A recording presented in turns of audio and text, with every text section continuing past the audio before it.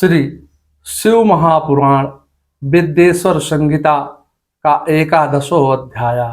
शिवलिंग की स्थापना, इसके लक्षण और पूजन की विधि, वर्णन तथा शिव पद की प्राप्ति कराने वाले सत्कर्मों का विवेचन।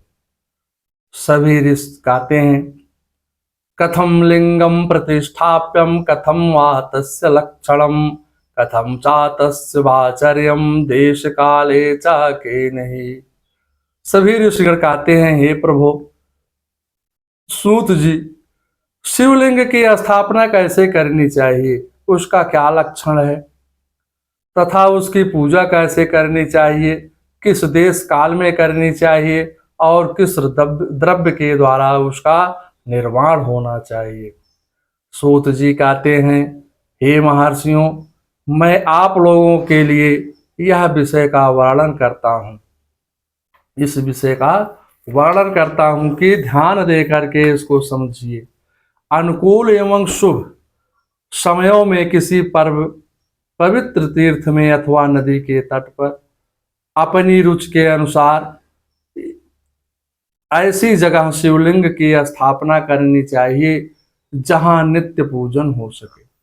पार्थिव द्रव्य से, जलमय द्रव्य से अथवा धातुमय पदार्थ से अपनी इच्छा के अनुसार कल्पोक्त लक्षणों से युक्त शिवलिंग का निर्माण करके उसकी पूजा करनी चाहिए और उसकी पूजा करने से उपासक को उस पूजन का पूरा पूरा फल प्राप्त हो जाता है। संपूर्ण शुभ लक्षणों से युक्त शिवलिंग का तत्काल पूजा का फल देने वाला होता है। कल्पम लक्षणम संयुक्तम लिंगम पूजा फलम लभेत, सर्वलक्षण संयुक्तम सद्यम पूजा फलम प्रदम। यदि चल प्रतिष्ठा करनी है तो इसके लिए छोटा सा शिवलिंग, और यदि अचल प्रतिष्ठा करनी है तो इसके लिए स्थूल शिवलिंग श्रेष्ठ माना जाता है। उत्तम लक्षणों से युक्त पीठ सहित शिवलिंग की स्थापना करनी चाहिए। शिवलिंग पीठ मंडलाकार या उसको गोलाकार, चौकोर, त्रिकोण अथवा खड़वांग के आकार का, ऊपर गोल तथा आगे लंबा होना चाहिए। ऐसा लिंग पीठ महान फल देने वाला होता है। पहले मिट्टी, प्रस्तर आदि से अथवा लोहे आदि से शिवलिंग का निर्माण करना चाहिए। जिस द्रव्य से शिवलिंग का निर्माण हो उसी से उसका पीठ भी बनाना चाहिए। यही स्थावर अचल प्रतिष्ठा वाले शिवलिंग की विशेष बात है। चल प्रतिष्ठित वाले शिवलिंग में भी लिंग और पीठ का एक ही उपादान होना चाहिए, किंतु बाणलिंग के लिए यह नियम नहीं है।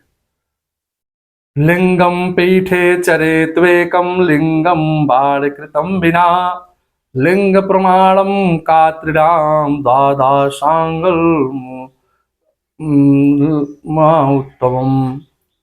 किंतु बाणलिंग के लिए यह नियम नहीं है कि लिंग की लंबाई नियमकर्ता के 12 अंगुल के बराबर होनी चाहिए।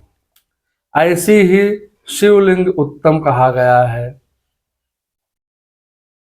इससे कम लंबाई हो तो फल में कमी आ जाती है, अधिक हो तो दोष नहीं है। चर लिंग में भी वैसा ही नियम है, जिसकी लंबाई कम से कम कर्ता के 1 अंगुल के बराबर होना चाहिए। पहले शिव शास्त्र के अनुसार एक विमान या देवालय बनवाएं जो देवगणों की मूर्तियों से अलंकृत हो। उसका गर्भगृह बहुत ही सुंदर, सुदृढ़ और दर्पण के समान स्वच्छ हो। उसमें 9 प्रकार से के रत्नों से विभूषित किया गया हो। उसमें पूर्व और पश्चिम दिशा में 2 मुख्य द्वार हों। जहाँ शिवलिंग की स्थापना करनी हो उस स्थान में गर्त में नीलम, लाल, रत्न, वैदूर श्याम रत्न, मकरत मोती मूंगा, गोमेद और हीरा हीरा इन 9 रत्नों को तथा अन्य महत्वपूर्ण द्रव्यों को वैदिक मंत्रों के साथ जोड़े। सद्यो जात आदि 5 दैविक मंत्रों द्वारा शिवलिंग 5 स्थानों में क्रमशः करके अग्नि में हविष्य की अनेक आहुतियां दे और परिवार सहित मेरी पूजा करके गुरु स्वरूप आचार्य को धन और भाई बंधुओं को अभिलषित वस्तुओं से संतुष्ट करें। मुक्तम प्रवाल गौमे जग्राम रक्तकम मध्ये लिंगम महत द्रव्यम निच्छे पुष्प वैदिके संपूज्यम लिंगे सासाद्यम पंच स्थाने यथा क्रमम अग्रोचाहुत्वम बहुधा हविषा शकुलम चामाम अभश्चर्यम गुरु आचार्यमर्थे कामेशं बांधवन दत्याश्चर्यम मृत्यो जडम प्रजडम तथा। याचकों को जड़ सुवर्ण एवं गृह एवं भूमि संपत्ति तथा चेतन गौ आदि वैभव प्रदान करे। अस्थावर जंगम सभी जीवों का यत्न पूर्वक संतुष्ट करके एक गड्ढे में सुवर्ण तथा 9 प्रकार के रत्न भर करके सद्यो जातादि मंत्र और सद्यो जातादि वैदिक मंत्रों का उच्चारण करके परम कल्याणकारी महादेव जी का ध्यान करें। तत्पश्चात नाद घोष से युक्त महामंत्र ओंकार का उच्चारण करके उस गड्ढे में शिवलिंग की स्थापना करें करके उसके पीठ से संयुक्त करें। इस प्रकार पीठ युक्त लिंग की स्थापना करके उसे नित्य लेप दीर्घ काल तक टिके रहने वाले मसाले से जोड़कर स्थिर करें। एवं वेरम च संस्था तत्र एवं परमं शुभम पंचाक्षरेण वेरम तो स्वार्थम बहिस्तथा। इसी प्रकार वहां पंचाक्षर मंत्र से परम सुंदर वेर मूर्ति की स्थापना करनी चाहिए। सा भूमि संस्कार आदि की सारी विधि भी लिंग प्रतिष्ठा के लिए ही कही गई है। वैसे ही बेर मूर्ति प्रतिष्ठान के लिए भी समझनी चाहिए। अंतर इतना ही है कि लिंग प्रतिष्ठा के लिए प्रणव मंत्र के उच्चारण का विधान है, परंतु बेर की प्रतिष्ठा के लिए पंचाक्षर मंत्र से करनी चाहिए। जहां लिंग की प्रतिष्ठा हुई है वहां भी उत्सव के लिए बाहर सवारी निकालने आदि के निमित्त बेर मूर्ति का रखना आवश्यक है। बेरम गुरुभ्यो गृहीत्या साधवं पूजितुं तुम वा एवं लिंगे चा बेरे चा पूजम सुपाप्रदा। पुनरश्च द्विविधं प्रोक्तं स्थावरं जंगमं तथा अस्थावरं लिंगं हिताहुतं गुलुपम् आदिकं तथा। जंगमं लिंगमित्याहो कृमकीटादिकं तथा अस्थावरस्य तासो सर्वं जंगमस्यातर्पणं तथा सुखम अनुरागेन शिवपूजं विदुर्धा। इस प्रकार लिंग और बेर में भी की हुई महादेव जी की पूजा शिव पद प्रदान कराने वाली है। अस्थावर और जंगम के भेद से लिंग 2 प्रकार को कहा गया है। वृक्षलता आदि को अस्थावर लिंग कहते हैं और कृमि कीट आदि जंगम को जंगम लिंग कहते हैं। माने कृमि कीट आदि जंगम लिंग कहते हैं। सींचने आदि के द्वारा अस्थावर लिंग की सेवा करनी चाहिए और जंगम लिंग को आहार एवं जल आदि देकर के तृप्त करना उचित है। उन अस्थावर जंगम जीवों में सुख पहुंचाने में अनुरुक्त होना भगवान शिव का पूजन है, ऐसा विद्वान पुरुष कहते हैं। इस प्रकार चराचर जीवों को ही भगवान शंकर के प्रतीक मान करके उनका पूजन करना चाहिए। पीठाम्बं सर्वशवलिंगं चाचिन्मया या देवी उपामांगे धृत्वं तिष्ठ शंकरा तदा लिंगमिदं पीठं धृत्वं तिष्ठति संततम। सभी पीठ परा प्रकृति जगदम्बा का स्वरूप है और समस्त शिवलिंग चैतन्य रूप है, चैतन्य स्वरूप है। जैसे भगवान शंकर देवी पार्वती को गोद में बिठा करके सुशोभित होते हैं, उसी प्रकार से यह शिवलिंग सदा पीठ के साथ ही विराजमान होता है। इस तरह महालिंग की स्थापना करके विविध उपचार द्वारा उसका पूजन करें।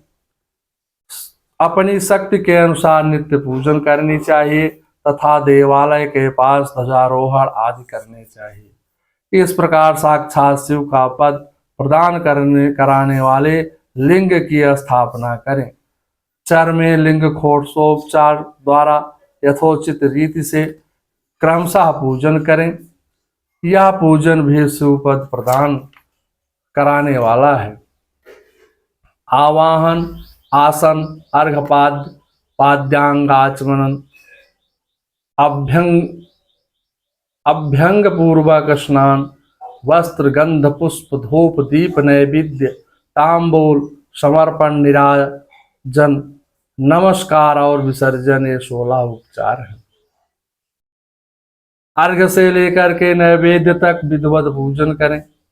अभिषेक, नैवेद्य, नमस्कार और तर्पण से यथाशक्ति नित्य करें। इस तरह किया हुआ शिव पूजन शिव पद की प्राप्ति कराने वाला है। यथाभिषेकम नैवेद्यम नमस्कारम चातर्पणम यथाशक्तिम चाकुर्यात क्रमाक्षाधिपद प्रभम।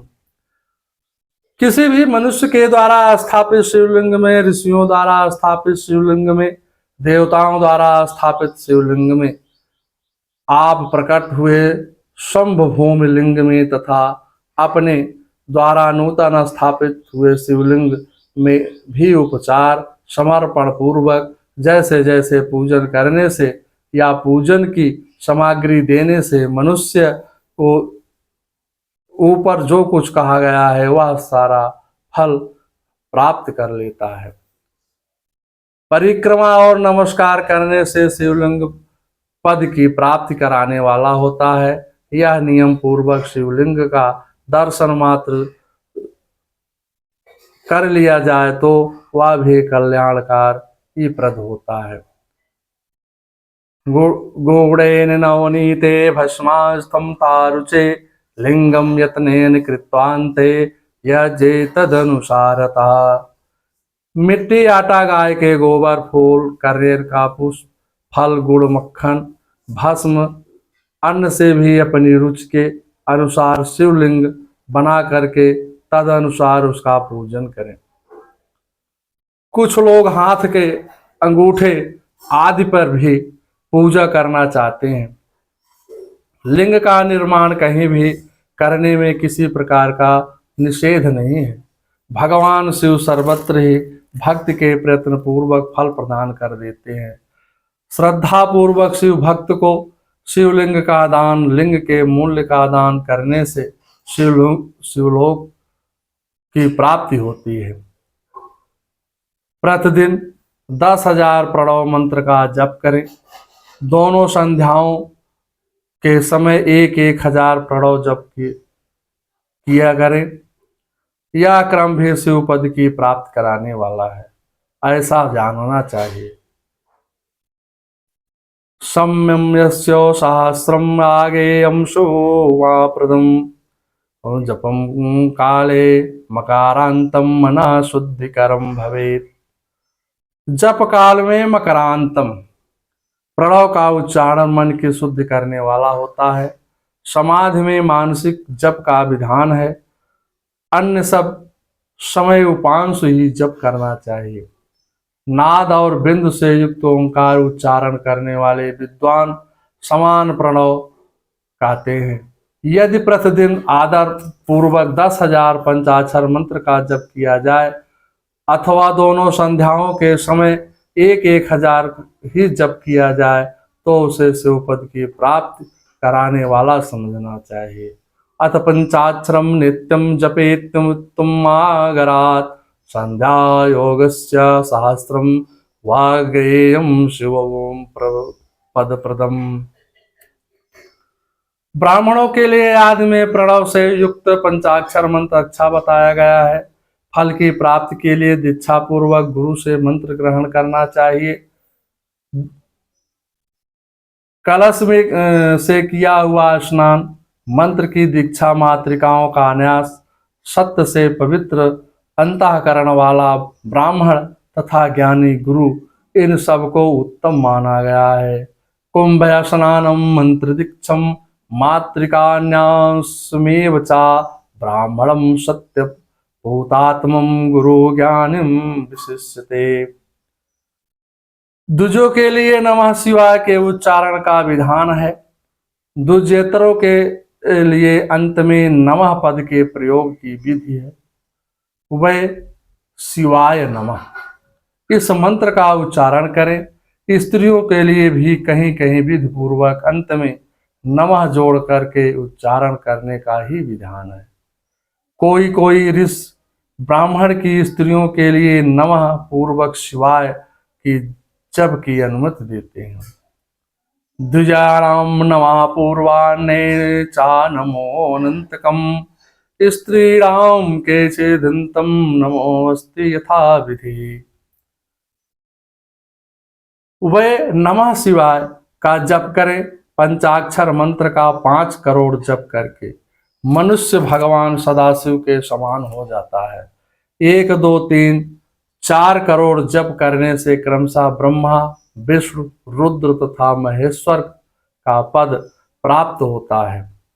मंत्र में जितने अक्षर हैं उनका पृथक पृथक 1-1 लाख जप करें। समस्त अक्षरों का एक साथ ही जितने अक्षर हों उतने लाख जप करें। इस तरह से जप को शिव पद की प्राप्ति कराने वाला समझना चाहिए। यदि 1000 दिनों में प्रतिदिन 1 सहस्त्र जप के क्रमशः से पंचाक्षर मंत्र का 10 लाख जप पूरा कर लिया जाए और प्रतिदिन ब्राह्मण भोजन कराया जाए तो उस मंत्र से अभिष्ट कार्य की सिद्धि हो जाती है। और मंत्राक्षरों का इतने धीमे स्वर में उच्चारण करें कि दूसरा कोई सुन ना सके। ऐसे जप को उपांशु कहते हैं। ब्राह्मण को चाहिए कि वह प्रतिदिन प्रातः काल 1008 बार गायत्री जप करे। ऐसा होने पर गायत्री क्रमशः शिव पद का पद प्रदान कराने वाली होती है। वेद मंत्रों के द्वारा वैदिक सूक्तों का भी नियम पूर्वक जप करना चाहिए। एक अक्षर मंत्र 10,000, दशाड़ मंत्र 1000, 100 से कम अक्षर वाले मंत्र 100, उससे अधिक अक्षर वाले मंत्र यथाशक्ति 1 से अधिक बार जपने चाहिए। वेदों के पारायण को भी शिव पद की प्राप्ति कराने वाला जानना चाहिए। अन्यान्य जो बहुत से मंत्र हैं उनका भी जितने अक्षर हों उतने लाख जप करना चाहिए। एक अक्षर मंत्रों को उसी प्रकार करोड़ों की संख्या में जप करना चाहिए। अधिक अक्षर वाले मंत्र की 1000 संख्या में भी जप करना चाहिए, भक्त पूर्वक करना चाहिए। इस प्रकार जो यथाशक्ति से जाप करता है वह क्रमशः शिव पद प्राप्त कर लेता है। अपनी रुचि के अनुसार किसी एक मंत्र को अपना करके मृत्यु प्रयत्न प्रतिदिन उसका जप करना चाहिए। ओम इस मंत्र का प्रतिदिन 1 सहस्त्र जप करना चाहिए। ऐसा करने पर भगवान शिव की आज्ञा से संपूर्ण मनोरथों की सिद्धि होती है।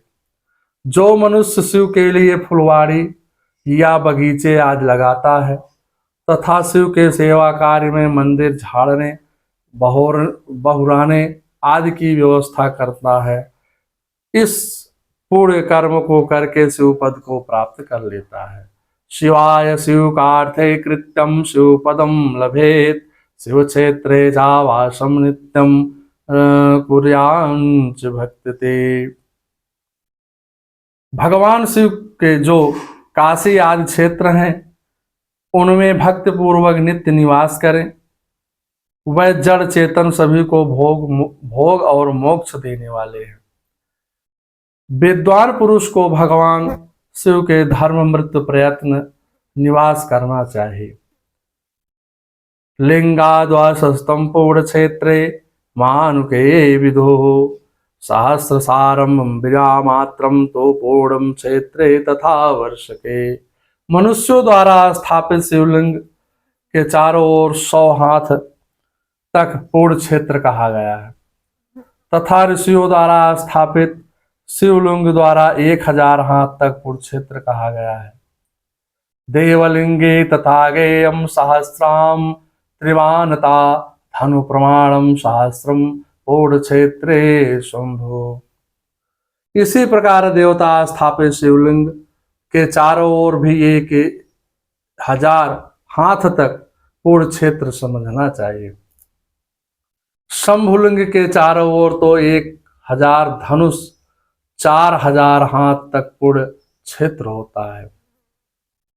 पूर्ण क्षेत्रे स्थितम वापे कोपाद्यम पुष्कराणि चा शिवं गंगेति विज्ञेयं शिवस्य वचनम यथा।